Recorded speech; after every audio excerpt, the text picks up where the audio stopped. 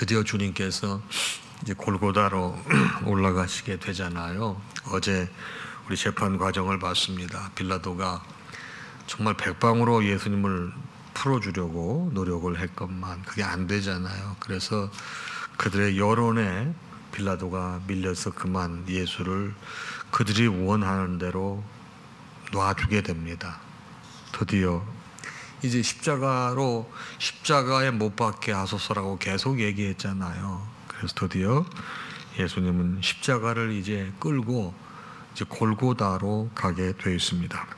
오늘 본문은 이렇게 시작이 됩니다. 그들이 예수를 끌고 갈 때 시몬이라는 구레네 사람이 시골에서 오는 것을 붙들어 그에게 십자가를 지고 예수를 따르게 하더라. 자, 원래 당시 로마의 형법에 따르게 되면 죄를 지은 사람들은 본인이 못 박히게 될 십자가를 반드시 본인이 지고 끌고 가야 되는 것입니다.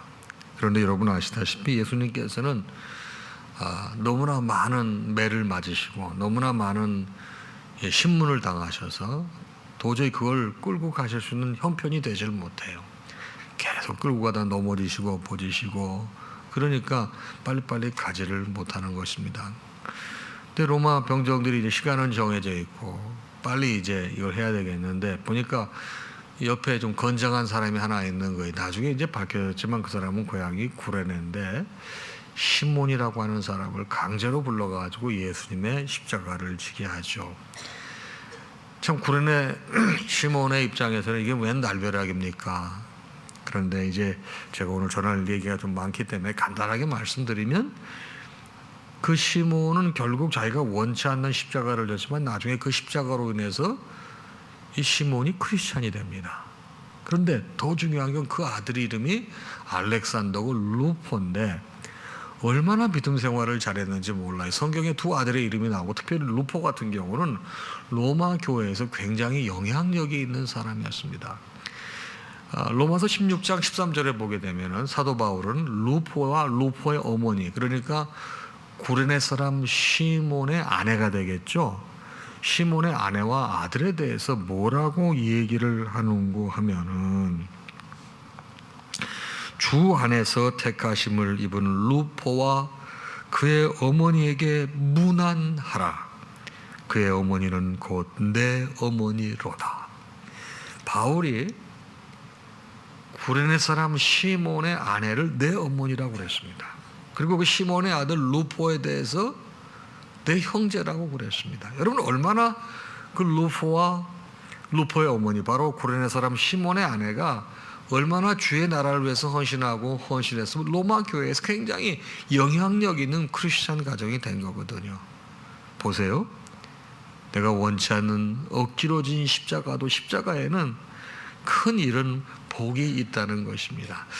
자, 그 다음 말씀 보겠습니다. 이렇게 이제 예수님께서 이 채찍에 맞아가시면서 당신이 지고 가셔야 될 십자가도 제대로 지지 못하고 쓰러지고 넘어지고 할 때 그 광경을 바라보는 많은 백성들과 정말 예수님을 따르던 이 여인들이 가슴을 치며 슬피 울어요. 그리고 특별히 큰 무리의 여자가 따라온다고 그랬습니다. 슬피 우는 여자의 큰 무리가 따라오는지라. 참 남자들은 참 어디 가서 뭘 하는지 이거 보게 되면 그 주님을 사랑하는 여인들이 이렇게 안타까운 마음으로 눈물을 흘리면서 따라가는데 예수님께서 그들을 이렇게 돌이켜 보시면서 말씀하시는 거예요. 예루살렘의 딸들아 나를 위하여 울지 마라. 그리고 너희를 위해서 너희와 자녀들을 위해서 울라. 이렇게 말씀하시는 거예요. 아니 지금 당신이 그 어려운 일을 당하시고 가시는데 너무 안타까워서 나를 위해 울지 말고 너와 너희 자녀들을 위해서 울라. 그 이유가 있으시죠. 그 이유는 우리가 잘 알듯이 우리 주님께서는 이제 구원을 위한 희생이잖아요. 십자가를 지는 게. 그리고 부활의 열매를 곧 맺으실 것이기에 이 시간은 고통스럽고 힘들지만 너희에게는 희망이 있다. 너에겐 소망이 있다. 그런 메시지신 거죠. 우리가 결국 울어야 될 사람은 누굽니까? 아직도 주님을 모르고 심판받게 될 그 영혼을 위해서 울라고 하는 말씀이시거든요. 그러면서 아주 난해한 비유를 세 가지 하십니다. 이게 29절, 30절, 31절이에요. 예수님께서 십자가를 지고 가시면서도 이러한 난해한 비유를 하십니다. 자, 들어보시겠습니까?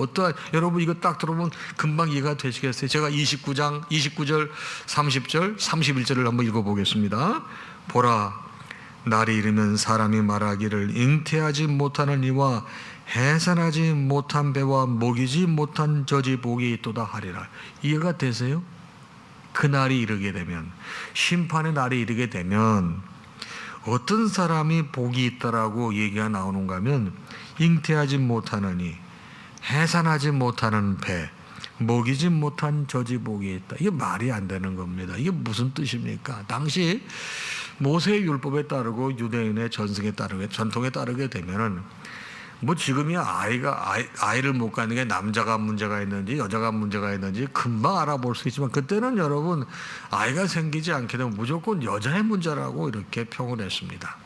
그래서 당시 아이가 없게 되면은 이런 상당히 불경하게 되는 것이고 큰 죄고, 심지어 저주까지 이런 표현을 서슴지 않고 썼었을 당시입니다.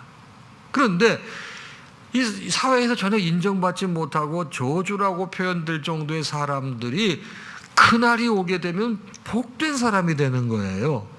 왜 그러냐? 남자들은 환란이 닥쳐올 때 몸이 날렵하니까, 부양가족도 없으니까 쉽게 도망갈 수 있지만, 부인이나 아이 뵌 여자는 아이를 버리지 못하기 때문에, 그 아이 때문에 또 여인이라고 하는 자녀를 낳았던 그런 것 때문에 못 도망간다는 것이죠. 실제로 그런 일이 있었습니다. AD 70년 로마의 디도 장군이 예루살렘을 점령했을 때 이런 여인들이 굉장히 많이 죽었습니다. 근데 그날이 되게 되면 아예 없는 여자들이 더 잘 도망갈 수 있기 때문에 복되도다, 이런 기가 막힌 역설적인 비유를 하시는 그날의 환란에 대해서. 그 다음 절 30절을 보시겠습니까? 30절 보게 되면은 그때 사람이 산들을 대하여 우리 위에 무너지라 하며 작은 산들을 대하여 우리를 덮으라 하리라. 이해가 되세요? 이 말씀은 구약 성경 호세아서 10장 8절 말씀을 인용한 것이 되겠습니다. 제가 인용해 보겠습니다.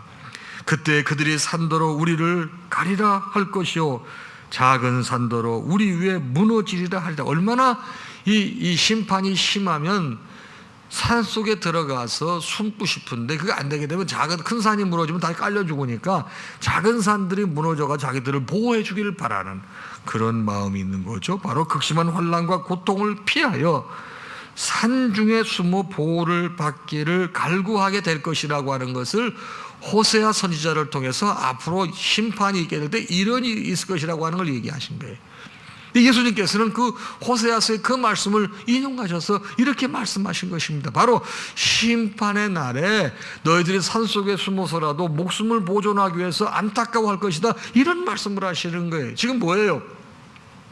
예루살렘의 딸들이 예수님을 위해서 막 울잖아요. 나를 위해 울지 말고 너와 내 자녀들을 위하여 울라. 그건 뭡니까? 언젠가 하나님의 심판이 임한다는 것이죠. 그때를 대비하라는 거예요. 31절 말씀입니다. 푸른 나무도 이같이 하거든 마른 나무에는 어떻게 되리요 하시니라. 여러분, 유대인들은요 많은 그 비유를 할 때 푸른 나무를 항상 유대인에 비유했습니다. 예수의 비유, 예수님의 비유했습니다. 마른 나무는 바로 유대인의 비유를 한 겁니다. 우리 푸른 나무이신 예수 한번 생각해 보세요. 무슨 죄를 지셨고 무슨 잘못이 있었고 무슨 여러분 이 죄책이 책임질 만한 일이 있으셨습니까?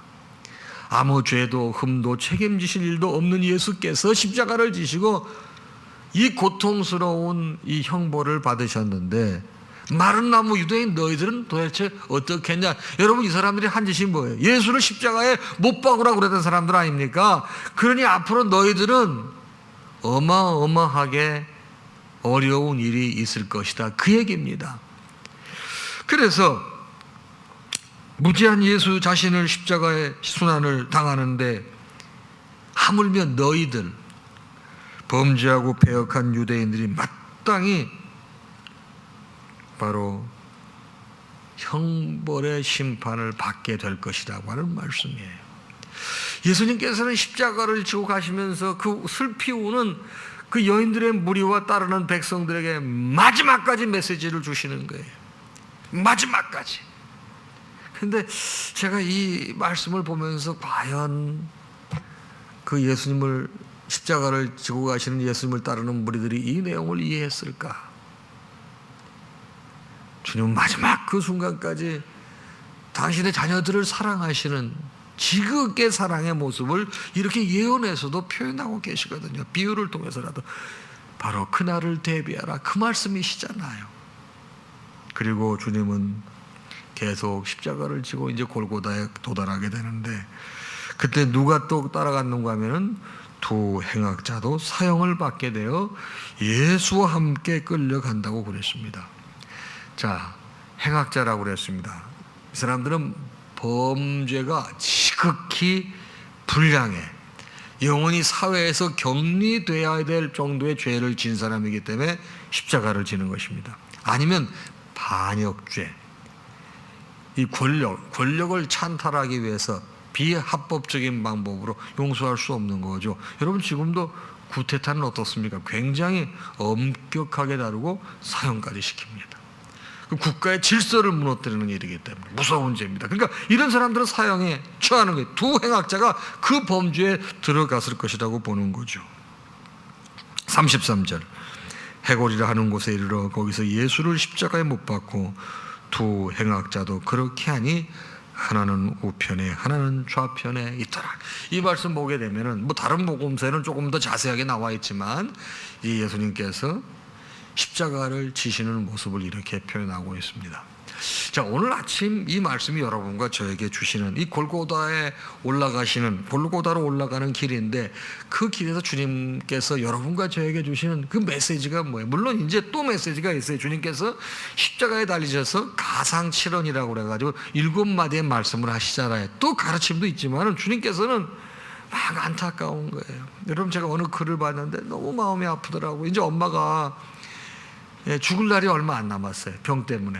그런데 그 자기의 갈 날이 정해져 있으니까 그냥 이 남편과 아이들을 위해서 내가 살아있는 동안에 너무 잘 챙겼는데 이제 내가 죽게 되면 이 남편과 이 아이들은 누가 챙기라 그래가지고 다 마지막 가는 그 순간까지 뭐 이것도 써놓고 저것도 써놓고 막 다 그랬던 글을 본 적이 너무너무 슬프고 마음이 아프더라고요. 근데 저는 이 말씀을 보면서 그게 딱 다시 떠오르는 거예요, 이런 게.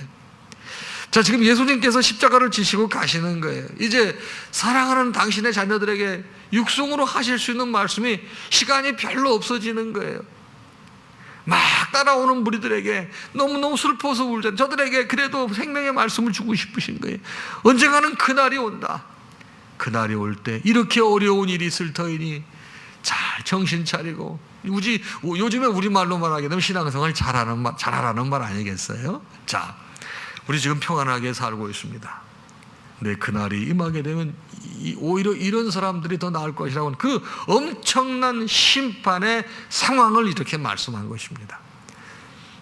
우리도 언젠가는 그날이 반드시 와서 경험하게 될 것입니다. 그러면 그날을 어떻게 대비하는 것이 지혜로운 방법이냐 이 말이에요.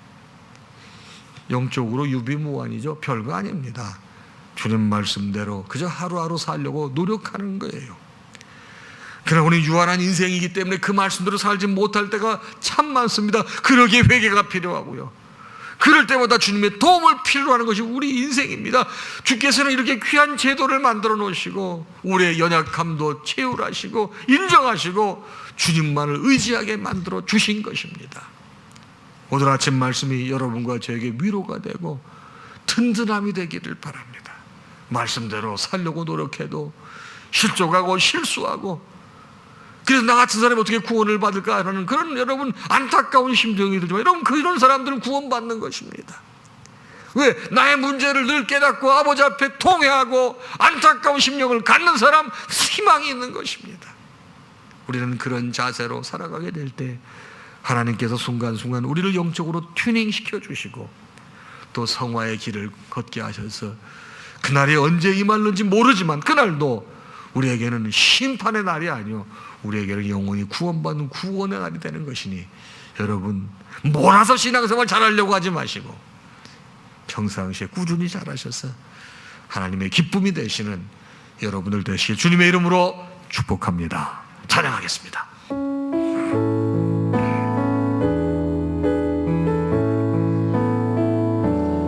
모든 영광 하나님께, 모든 영광 하나님께, 모든 영광 하나님께. 나는 자유해.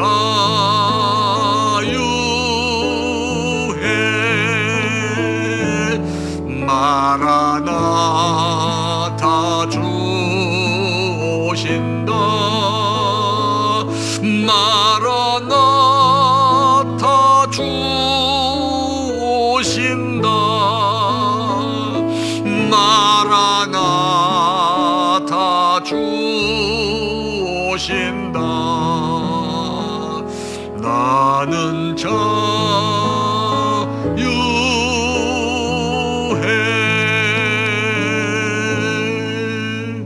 우리 주님 예수 그리스도의 크신 은혜와 하나님 아버지의 무한하신 사랑하심과 성령님의 감동, 감화, 교통, 역사, 충만하심이 오늘 주신 말씀을 받고 하루를 시작하는 사랑하는 당신의 모든 자녀와 그 가정 위에 이제로부터 영원토록 함께 있을지어다. 아멘.